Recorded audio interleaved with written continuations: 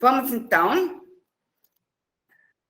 então iniciar a nossa aula sobre histórico e legislação da educação especial e inclusiva no Brasil. Eu sou professora Edicleia Mascarenhas, eu sou uma mulher de 61 anos, de pele clara, cabelos com reflexos louros e também grisalhos.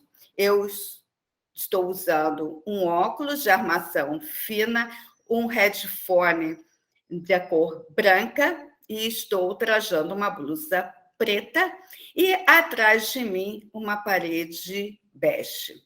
O meu sinal em língua brasileira de sinais se constitui com o sinal mão e configuração na letra D, saindo do topo da testa até o nariz, que significa mais ou menos lourinha, né, amarelinho, e a letra E, do meu nome, inicial do meu nome. Então, o nome composto. Esse é o meu sinal em Libras. Nessa primeira prancha, então, está escrito o nosso histórico. Tem uma foto minha sorrindo nessa primeira prancha, e professora associada da Universidade do Estado do Rio de Janeiro, coordenadora do Núcleo de Educação Especial Inclusiva. Abaixo nós temos o símbolo da nossa Universidade do Estado do Rio de Janeiro, que é uma tocha dourada, e, ao lado, o símbolo do nosso Núcleo de Educação Especial e Inclusiva, que são bonecos de mãos dadas na cor azul.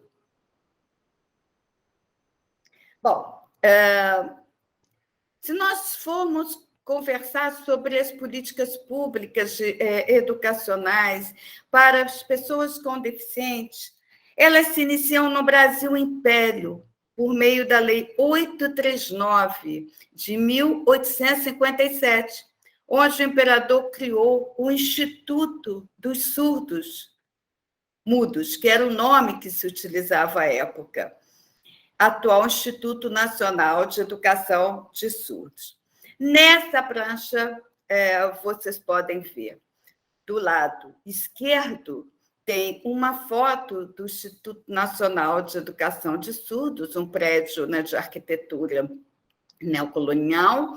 Ao lado tem a foto da capa de um livro que foi produzido nessa época, Iconografia de Surdos Mudos. Foi o primeiro livro publicado numa tentativa de desenho das palavras e das letras no sistema de língua de sinais.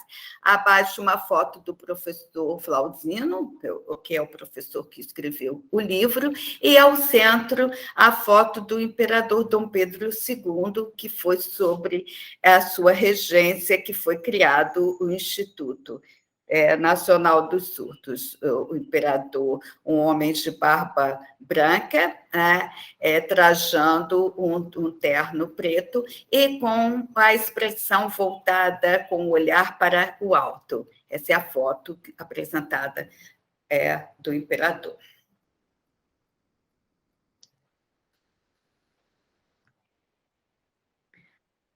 Uma segunda legislação também do Império é a Lei 939, de 26 de setembro de 1857.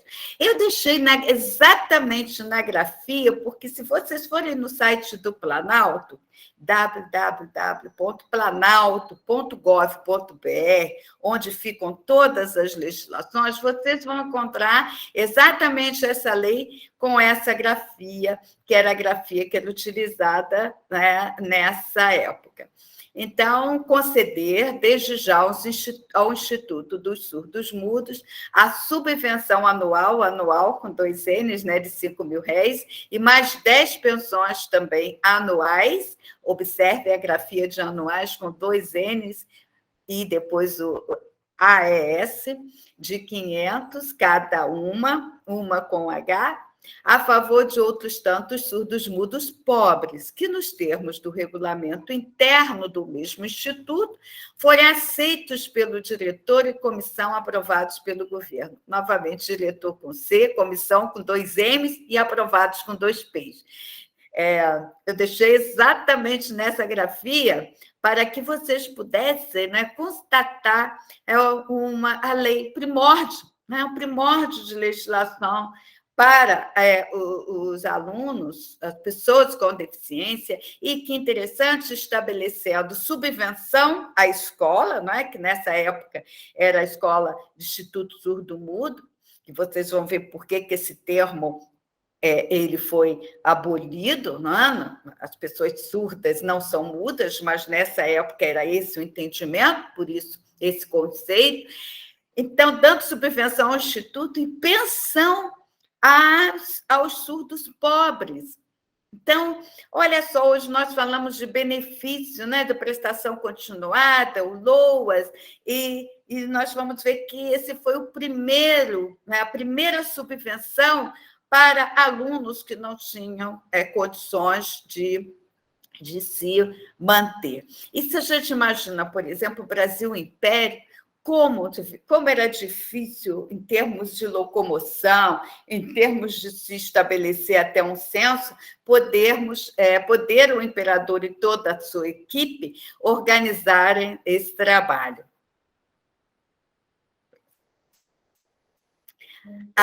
Ainda na Lei 939, de 26 de setembro de 1857, um outro equipamento também muito importante para as pessoas com deficiência foi a criação do Imperial Instituto de Meninos Cegos e Eu Vou Ler.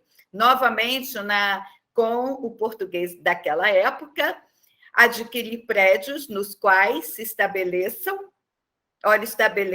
escrito, né, com cedilha ótil, quais com E, o Imperial Instituto de Meninos Cegos e o internato do Colégio do Pedro II, não excedendo de 60 mil réis a importância de cada um deles.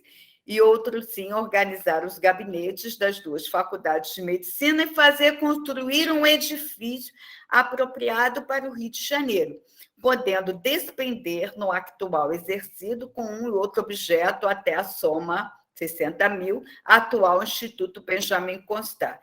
Então, exatamente toda essa dotação orçamentária, quem conhece o bairro da Urca, no Rio de Janeiro, onde funciona até hoje o Instituto Benjamin Constant, e aí nós temos abaixo a foto da entrada do Instituto Benjamin Constant, é um prédio bege, um prédio com arquitetura, parte da arquitetura da época, com coqueiros à frente, e ao lado o primeiro sistema de escrita para cegos, que foi o sistema de escrita em letras em alto relevo, que o sistema foi criado por Valentin Roy.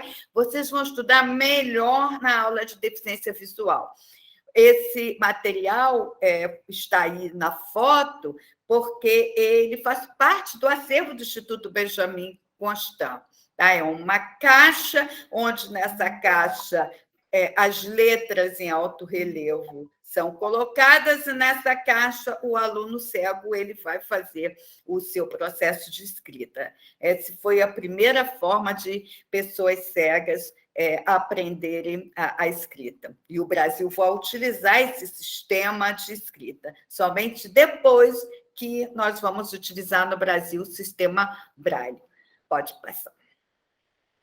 Bom, então nós vimos que na época do Império nós tivemos 12 grandes institutos para o atendimento de pessoas cegas, não é? De alunos cegos e alunos surdos, com dotação orçamentária, com toda uma previsão, inclusive, de professores, muitos professores franceses, porque nessa época nós tínhamos na França, a França foi o berço das escolas públicas para esse público também, e o imperador ele trouxe professores franceses para auxiliarem a organizar esses institutos. Vocês vão ver melhor essa parte quando nós tivermos a aula específica sobre deficiência visual e surdez. Bom, então nós estamos falando de império, aí a gente se pergunta assim, para os alunos com deficiência intelectual, como é que foi isso? Quando começou? Pois é, Não começou na época do Império. Nós vamos ver, por exemplo, que inicia-se a República e por volta da década de 20, e aí, pelo viés do movimento social, nós vamos ter os primeiros ofertas de atendimento educacional para pessoas com deficiência, que naquela época se chamava excepcional, mental, hoje nós chamamos de pessoas com deficiência intelectual. Então, foi somente final da década de 20, início da década de 30, com a chegada da psicóloga russa Helena Shipov, que foi criado o modelo psicopedagógico, a fundação da primeira Sociedade Pestalozzi.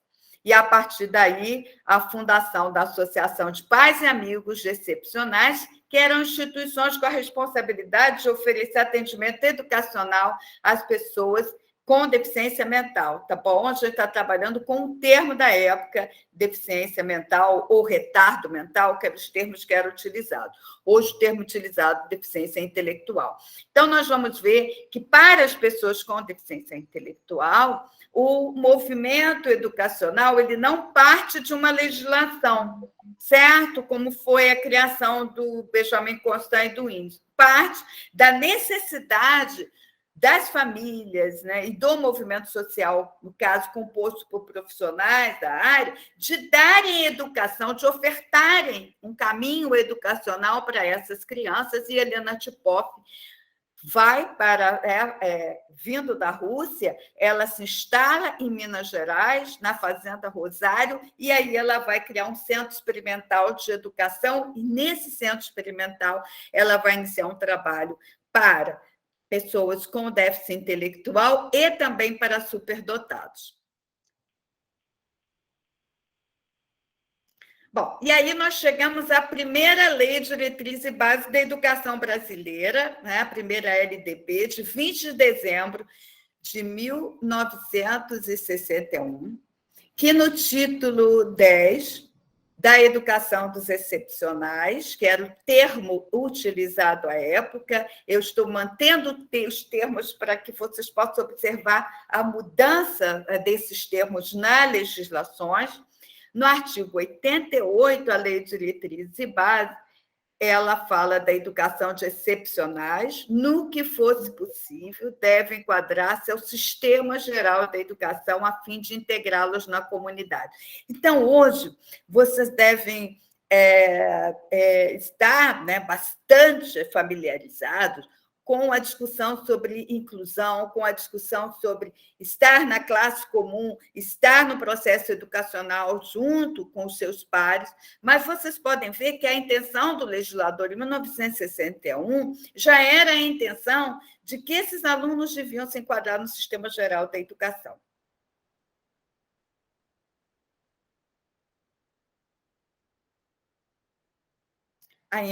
Ainda continuando, toda iniciativa, no artigo 89, toda iniciativa privada considerada eficiente pelos conselhos estaduais de educação e relativa à educação de excepcionais receberia dos poderes públicos tratamento especial mediante bolsas de estudos, empréstimos e subvenções. Então, outro ponto na legislação, na primeira Lei de Diretriz e Base da Educação Brasileira, é justamente também o papel das organizações não governamentais e de caráter filantrópico.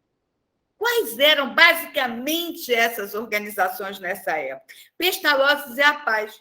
Lembra quando mostrei para vocês que o início, sobretudo para os deficientes intelectuais, veio do movimento social, veio da organização da sociedade civil. Então, a gente já vê a intenção também de se manter essas instituições que fossem validadas pelos conselhos, né, que fossem validadas pelos conselhos estaduais de educação, não seriam quaisquer instituições.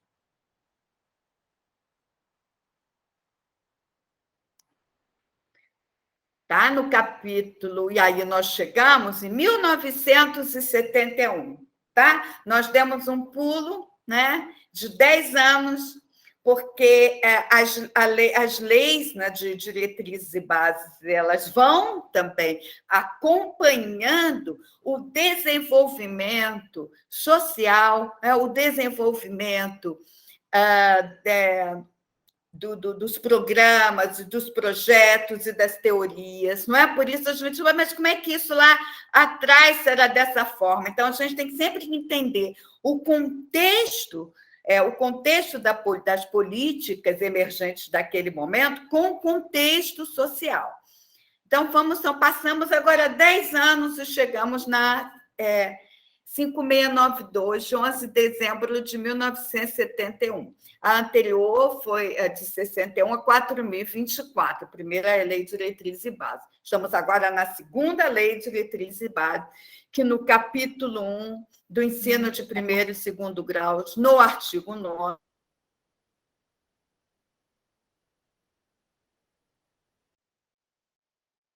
e se encontrassem atraso considerável quanto à idade regular de matrícula e os superdotados deveriam receber tratamento especial. Olha só, 1971, ok? No capítulo que trata do ensino de primeiro e segundo graus. Já mencionado a importância desse tratamento especial, a importância da educação especial para esses alunos. E vejam só, e os alunos superdotados? Os alunos superdotados, ainda no Brasil, eles correspondem aos alunos da educação especial menos identificados. São os que são menos identificados nas redes de ensino, são os que são menos identificados nos programas e projetos. Nós temos um grande quantitativo de alunos superdotados que não recebem, que não são identificados e que não recebem o atendimento educacional especializado a que eles fazem jus.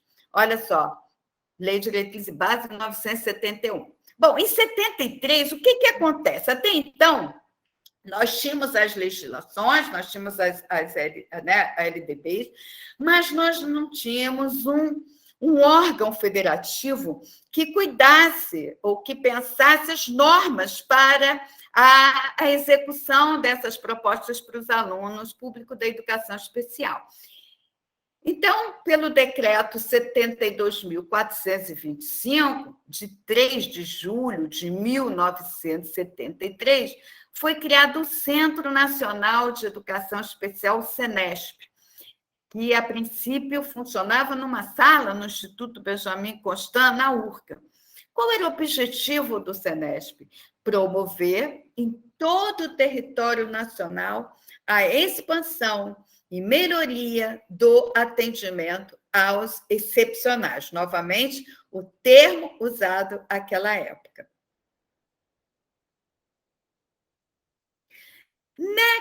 No decreto de criação do CENESP, no artigo 2º, propõe a implementação de estratégias decorrentes dos princípios doutrinários e políticos que orientariam a educação especial no período pré-escolar, nos ensinos de primeiro e segundo graus, superior, supletivo, para os deficientes da audição, visão, mentais, físicos, educandos com problemas de condutas, para os que possuem deficiências múltiplas e os superdotados, visando sua participação na comunidade.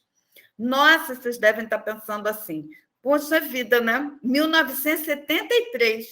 E olha só, é o que a gente ainda, né? De certa forma, nós, professores, perseguimos esse ideal. Veja que interessante a legislação pré-escolar. Então, a criança especial está prevista na legislação que cria o CENESP, já com os seus direitos de atendimento especializado. Em todos os níveis, olha só, primeiro e segundo grau, superior, supletivo. Supletivo era o nome que era utilizado por agora a educação de jovens e adultos. Nessa época, o termo utilizado era supletivo. Atualmente, educação de jovens e adultos. e olha todo o rol das deficiências: visão, audição, mental, que agora nós utilizamos intelectual, físicos, problemas de condutas. Naquela época, a gente está falando de 1973, a gente começa a discutir a questão do autismo no Brasil com maior discussão teórica a partir da década de 80. Então, muitos alunos, muitas crianças que não se entendiam muito bem aqueles diferença comportamental eram tratados com o nome de problemas de conduta. Deficiências múltiplas, que aí são 2 ou mais deficiências associadas, e superdotados, visando a participação na comunidade, quer dizer, a educação como um meio de direito para que esses alunos pudessem ter uma vida de participação na comunidade.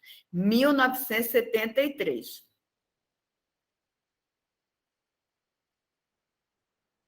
E aí, ele institui um modelo que, teoricamente, nós chamamos de modelo da pirâmide. Por quê? Aí eu vou fazer uma leitura da imagem, um triângulo, ao centro da prancha, um triângulo verde. Então, o triângulo ele tem uma base, né? Ele tem uma base larga e ele vai se afunilando, certo? Na base está escrito classe regular sem apoio. O que significa essa base, classe regular sem apoio? Significa que a intenção era que a maior parte dos alunos público da educação especial pudesse estar junto com todos na classe regular sem apoio, onde está a maioria, onde está a parte mais larga da base desse triângulo. Ele vai afunilando. Então, à medida que ele vai afunilando, vai se colocando o que a gente vai chamando, né, das modalidades específicas, não é? Então, vai se ficando mais específico. Classe regular com apoio itinerante. O que é o apoio itinerante? Até hoje, muitas prefeituras usam um professor que é lotado numa secretaria de educação, que é um especialista em educação especial, e ele se dirige à escola, onde tem os alunos público da educação especial matriculados, e ali ele faz as orientações à equipe diretiva, aos professores. Então, se chama itinerante, porque ele está lotado numa base na secretaria e deslocando para as escolas. Ainda subindo na pirâmide, nós temos classe regular com apoio de sala de recursos. O que é a classe regular? A classe regular é a chamada hoje classe comum, onde estão todos os alunos. Apoio de sala de recursos é uma sala na escola constituída com materiais de apoio pedagógico específicos, não é? Sejam apoios físicos ou apoios tecnológicos, e um professor especialista em educação especial que vai fazer o apoio suplementar a esse aluno. As classes especiais, aí é mais restritivo, não é? Então, a gente vai funilando. São as classes em escolas regulares, onde alunos com deficiências estudam em momento separado dos alunos da classe comum, por isso são chamados especiais. Nós temos as escolas especiais, aí são escolas especificamente de alunos público da educação especial, e o atendimento hospitalar lá no topo da pirâmide. Eu falei assim, meu Deus, atendimento hospitalar? Vamos deixar uma criança no hospital isolada? Não, atendimento hospitalar é o que tem hoje, usando o termo de mais inclusivo. Vocês vão ter uma palestra sobre atendimento hospitalar, é você poder levar a educação onde está aquela criança. Né? Seja uma criança com câncer, seja uma criança com uma limitação motora, que precise passar meses internadas, essa criança vai continuar recebendo o apoio, não só a criança, mas também o adolescente. Então, esse é o modelo teórico, né, de como o legislador entendia que a educação especial devesse ficar organizada, né, nos sistemas federativos de ensino, desde os sistemas federais, estaduais e municipais. Eu tive assim, a alegria de participar né, no início da década, final da década de 70, início da década de 80, da implantação desses serviços. Eu estudei psicologia na Universidade Federal do Rio de Janeiro, praticamente ao lado do Instituto Benjamin Constant. Fui aluna das professoras Olívia Pereira e Maria Helena Novaes, que foram professoras que fizeram parte do corpo técnico que fundou o Senesp. Então, eu visitava muito o espaço do Senesp, no Benjamin Constant, onde lá eu tinha todo o embasamento, eu ia pela curiosidade de tentar entender esse atendimento, assim, bastante pelo olhar das minhas professoras, pela fala das minhas professoras, acabaram me incentivando a ser uma pesquisadora nessa área.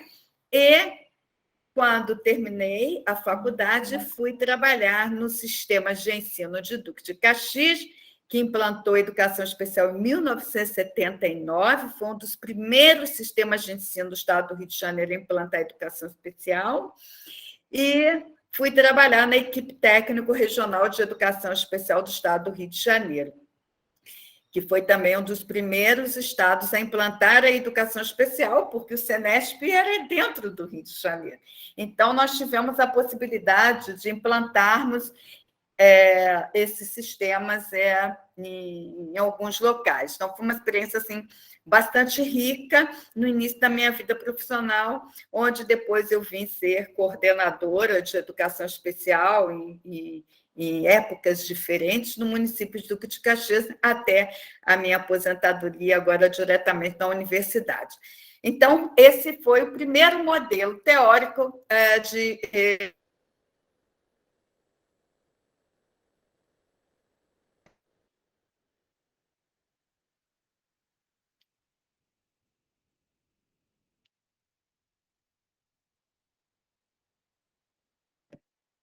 podemos passar.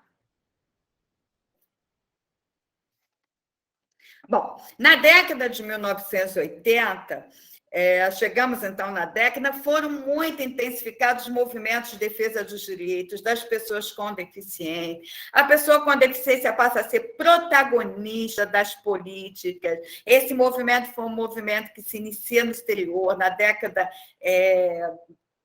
inicia na década de 60, se consolida na década de 70.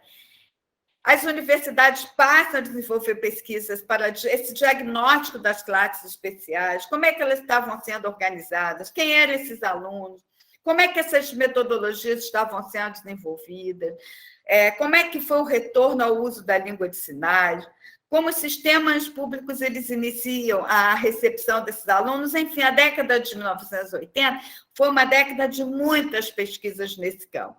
Eu, inclusive, nessa década, fiz o meu mestrado nessa universidade, no Estado do Rio de Janeiro, onde eu pesquisava justamente a questão da constituição das classes especiais. Podemos passar. Bom, no cenário internacional, o que está acontecendo no cenário internacional? E aí nós temos uma foto, né, do globo, né, de um grande globo terrestre nessa prancha. Bom, nós tivemos um evento muito interessante, que é a Educação para Todos, foi um evento em 1990, em Jonchen, onde se discutiu a questão do acesso à alfabetização. Muitos países, né, ainda, né, a gente ainda vive esse dilema até hoje, as pessoas não têm ainda acesso à alfabetização.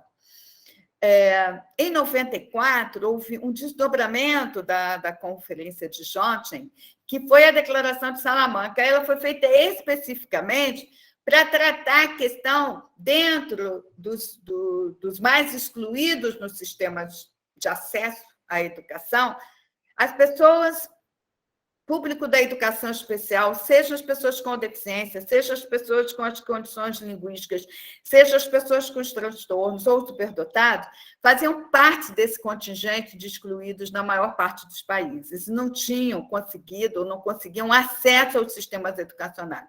E a gente também já vivia essa problemática aqui no Brasil, mesmo com a implantação, né, desses sistemas. E não fomos ter outras declarações, como a do Terceiro Milênio, em 1999, a de Madrid, em 2002, a Declaração de Santa Cruz de la Sierra, em 2004, que elas vão estar discutindo acesso à educação, acesso ao trabalho, acesso aos direitos humanos do grupo público da educação especial.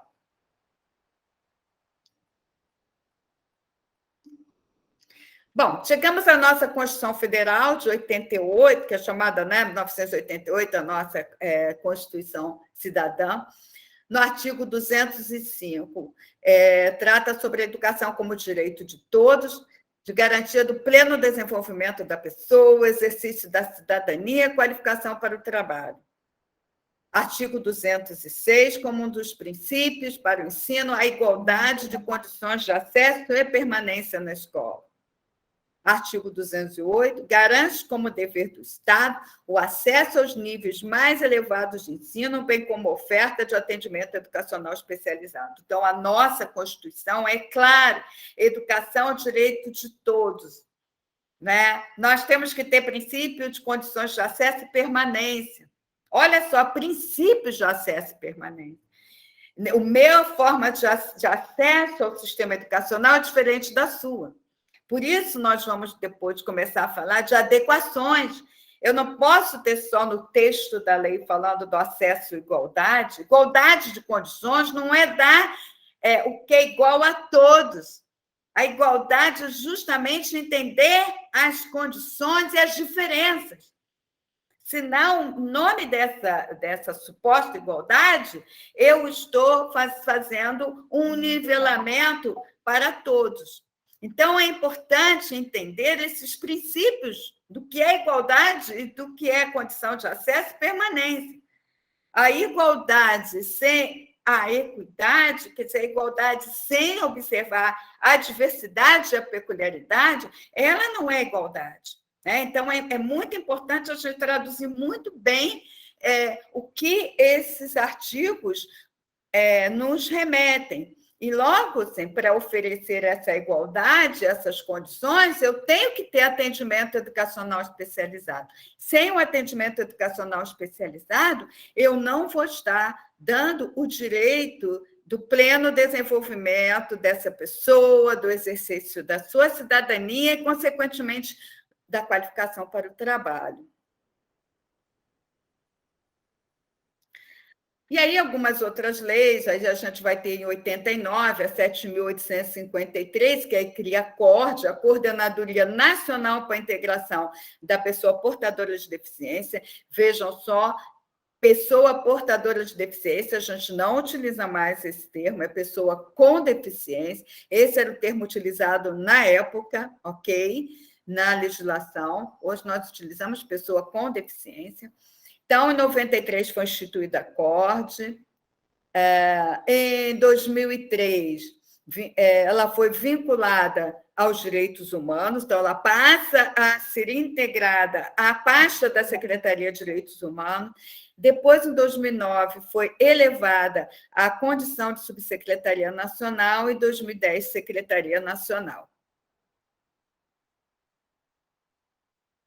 Bom, em 1994, nós vamos ter a criação de uma política nacional de educação especial bastante robusta, com bastantes princípios, e aí ela vai falar um pouco das modalidades.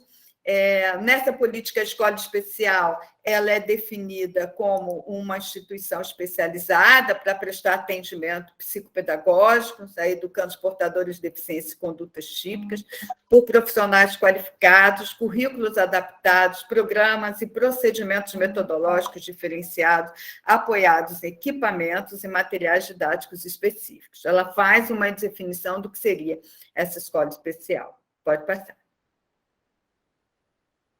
Em 1995, um outro documento, também importante no cenário, foi o processo de integração escolar dos alunos aí, portadores de necessidades educativas especiais. Aí a legislação passa no sistema educacional brasileiro. Aí a legislação, por interferência, inclusive, da Declaração de Salamanca, de 94, que a gente vai deixar aí para vocês lerem, ela passa a utilizar o termo necessidades educativas especiais e vai propor integração total ou parcial.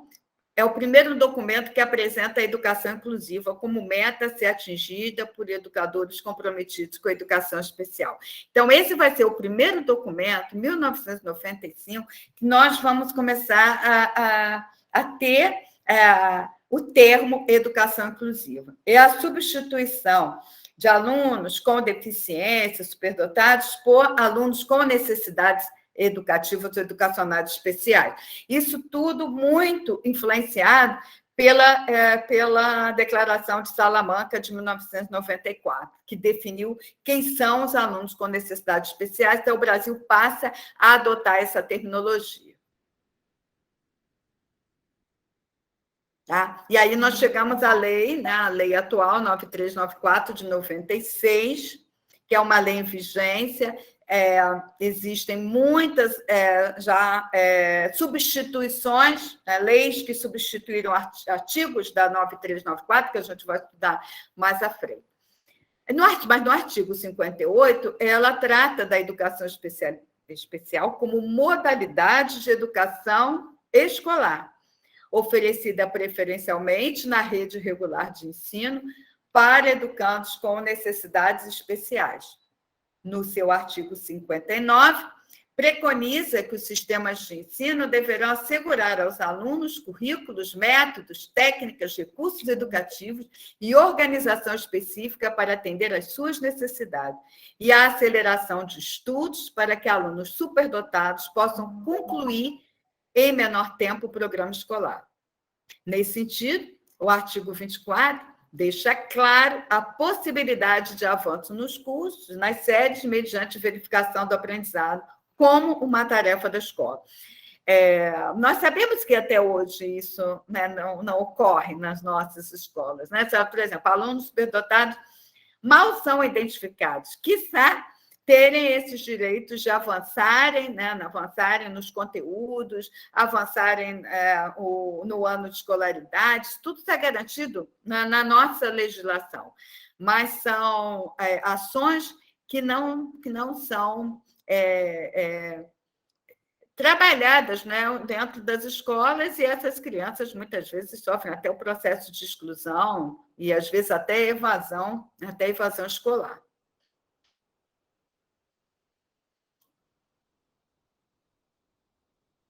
Podemos passar. Bom, chegamos ao decreto 298, de 99, que é um decreto muito importante, porque ele cria a Política Nacional para a Integração, tá? Pessoa portadora de deficiência, entre aspas, né?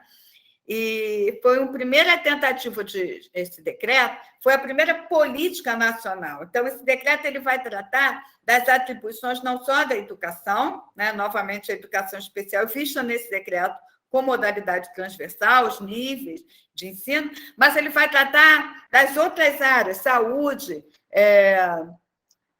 trabalho, assistência social, quer dizer, mostrando que essas pessoas, pelas suas vulnerabilidades, pelas suas especificidades, elas precisam de políticas transversais.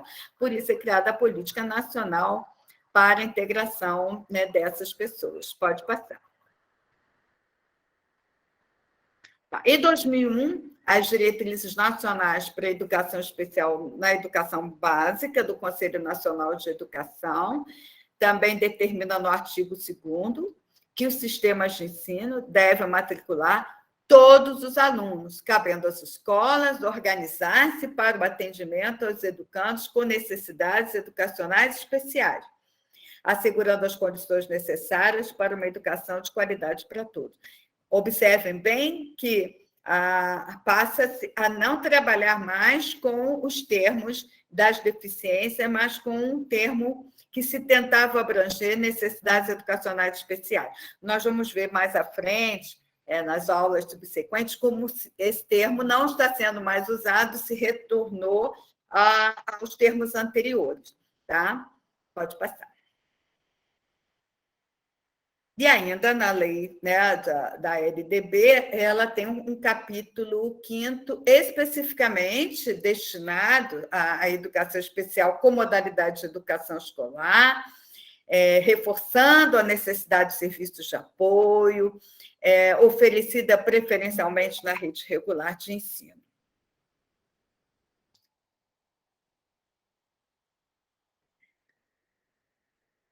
E aí, ainda também nesse capítulo, ele vai dizer onde pode ser oferecido esse atendimento. Lembra lá da pirâmide? Então, a Lei de Diretrizes e Bases mantém, né, essa cascata de serviços, como nós chamamos. Então, pode ser oferecido em classes, escolas ou serviço especializado. A lei também fala da formação de educadores especialistas, que vão trabalhar especificamente com a educação especial, e os generalistas, para a promoção da integração desses alunos na classe comum. Vocês, né, vocês, por exemplo, são generalistas, quer dizer, em termos de educação especial, vocês vão estar na turma geral, na classe comum, recebendo todos os alunos, recebendo os alunos especiais, então vocês são o professor especialista no campo de vocês e generalistas na área de educação especial para estar recebendo esses alunos na classe comum. Por isso, a importância da disciplina na formação inicial.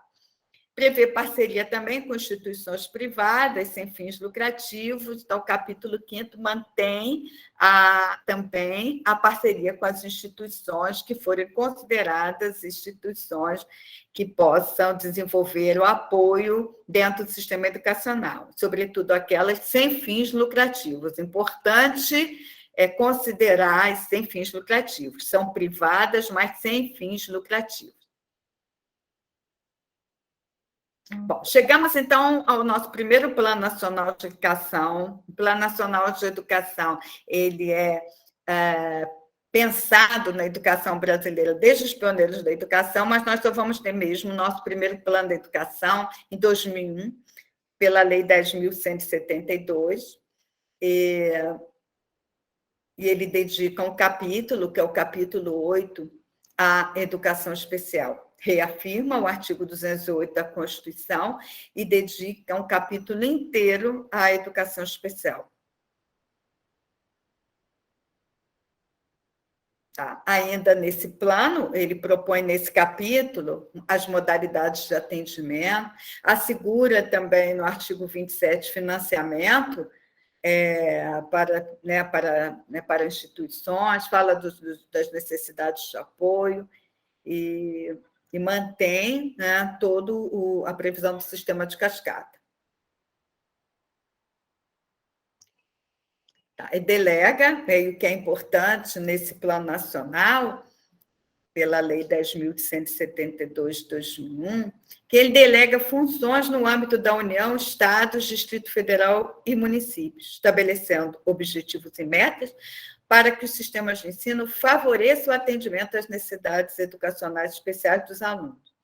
No seu diagnóstico, aponta um déficit nos sistemas de ensino em relação à política de educação especial, referente à oferta de matrículas para alunos com deficiência nas classes comuns do ensino regular, a formação docente, as instalações físicas, o atendimento especializado. Então, ele faz, né, nesse capítulo, ele faz um bom diagnóstico inicial e ele mostra como ainda nós estávamos aquém em relação a ter esses alunos se beneficiando dos direitos deles à educação, bem como a formação de professores.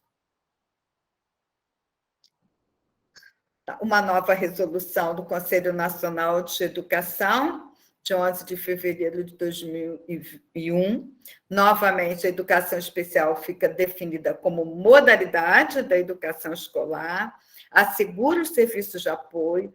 Os serviços educacionais especiais devem ser organizados institucionalmente para apoiar, complementar e suplementar as necessidades educacionais desses alunos.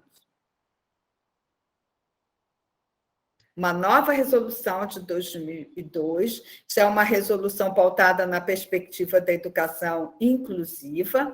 Ela vai estabelecer diretrizes curriculares para a formação de professores na educação básica, define que as instituições de ensino superior devem prever em sua organização curricular formação docente voltada para o acolhimento e o trato da diversidade, que contemple conhecimentos sobre as especificidades dos alunos com necessidades educacionais especiais. No âmbito das licenciaturas, essa disciplina ela foi criada em 2006 pela universidade, nós criamos essa disciplina em 2006. Quer dizer, 4 anos após essa resolução, nós já estávamos ofertando essa disciplina prática pedagógica educação inclusiva. A Lei 10.436, e aí a gente vai avançando, né, no que cada área vai se aprofundando. Aí nós vamos falar de uma legislação muito importante para a comunidade surda, para os alunos surdos. Nós temos uma foto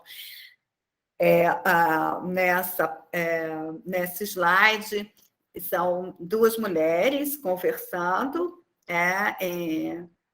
em língua, em sinais, né, alusivos da língua brasileira de sinais, e na parte de baixo, em fundo azul, o símbolo da língua de sinais, né, onde tem interpretação em língua de sinais. Então, são as mãos, né, somente o foco nas mãos, fundo azul, as mãos brancas, e o contorno, né, um leve contorno do ombro, né, mostrando que essas mãos estão à frente do tronco, né, e um sinal mostrando que ali tem o intérprete, né, que ali está sendo interpretado.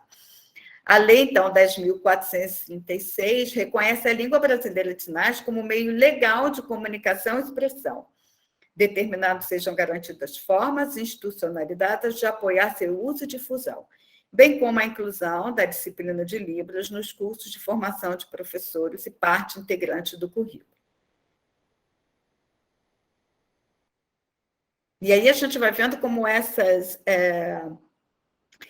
legislações elas estão todas pautadas, né, na lei maior, né, na Constituição, na Lei de Diretriz e Base, elas vão acontecendo para justamente garantir essas leis maiores. Em 2003, é criado também o Programa de Educação Inclusiva Direito à Diversidade do Ministério da Educação, por meio da Secretaria de Educação Especial. E esse programa vai tratar do direito à diversidade como objetivo de transformar os sistemas de ensino em sistemas educacionais inclusivos, promovendo um amplo processo de sensibilização, formação de gestores e educadores nos municípios brasileiros para a garantia do direito de acesso a todos à escolarização, a promoção das condições de acessibilidade e a organização do atendimento educacional especializado. Um outro decreto muito importante, porque como é que nós vamos tratar das diversas formas de acessibilidade se nós não temos, então, uma legislação. Então, temos uma foto de um martelo, né, batendo, como se fosse, né, a justiça, escrito decreto. Então, o decreto 5296, de 2004, vai regulamentar as leis 10.048, 10.098, e vai estabelecer condições para a implementação de uma política nacional de acessibilidade, trazendo consequências práticas que induzam uma mudança de postura na sociedade para a garantia da acessibilidade às pessoas com deficiência ou com mobilidade reduzida.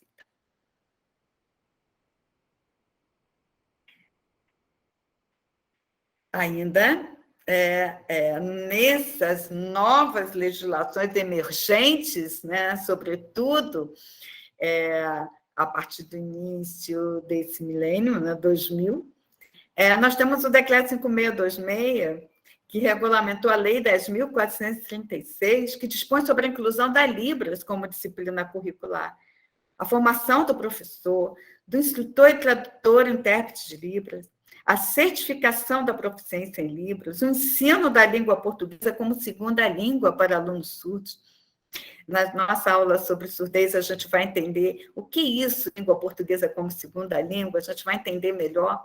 E a inclusão de alunos surdos com a organização da educação bilíngue nos sistemas de ensino, a gente vai entender também um pouco mais sobre o momento atual. Mas essa legislação foi fundamental, fundamental para garantir a língua brasileira de sinais enquanto língua, né? A língua oficial, a língua oficial do Brasil. Nós temos a língua portuguesa, o Guarani, e a língua brasileira de sinais. E aqui eu agradeço aí vocês, tem uma foto minha, né? Com um fundo rosa, com margaridas rosas, escrito muito obrigada, e podemos, então, interromper a nossa gravação. E até a próxima aula.